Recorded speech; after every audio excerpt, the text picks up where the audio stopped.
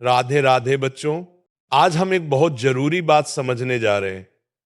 जब पढ़ाई में मन बिल्कुल भी ना लगे तो हमें क्या करना चाहिए। बहुत से बच्चे मुझसे कहते हैं, महाराज जी, हम पढ़ने बैठते हैं लेकिन मन भटकने लगता है, ध्यान नहीं लगता, क्या करें।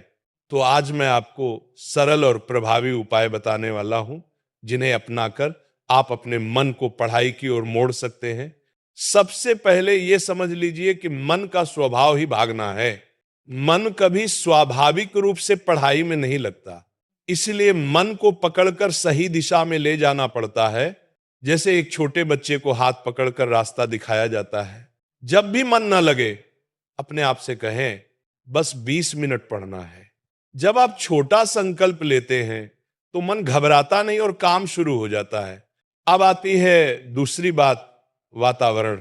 जहां आप पढ़ते हैं वह स्थान आपके मन को बहुत प्रभावित करता है। टेबल साफ रखें, कमरे में शांति हो, और सबसे जरूरी बात, मोबाइल से थोड़ी दूरी बनाएं, क्योंकि मोबाइल ध्यान भटकाने का सबसे बड़ा कारण है। जब वातावरण शांत होगा तो मन भी शांत रहेगा और पढ़ाई सहज लगेगी। तीसरी बात, पढ़ाई शुरू करने से पहले एक छोटा सा लक्ष्य लिखें। जैसे आज सिर्फ एक टॉपिक पढ़ना है, या आज 5 पेज समझने हैं।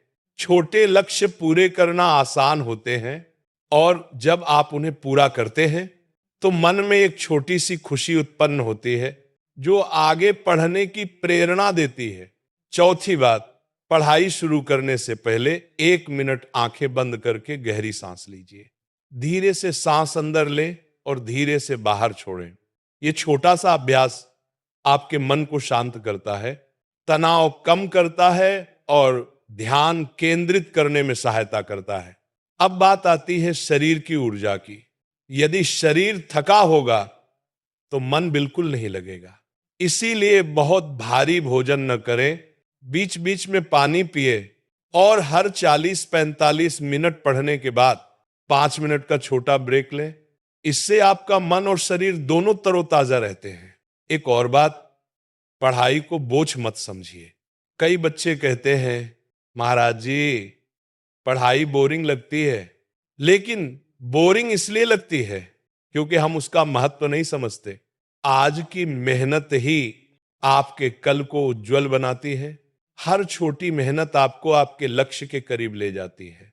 इसलिए पढ़ाई को भगवान द्वारा दिया हुआ कर्तव्य समझकर कीजिए, और आखिर में किसी से तुलना मत कीजिए।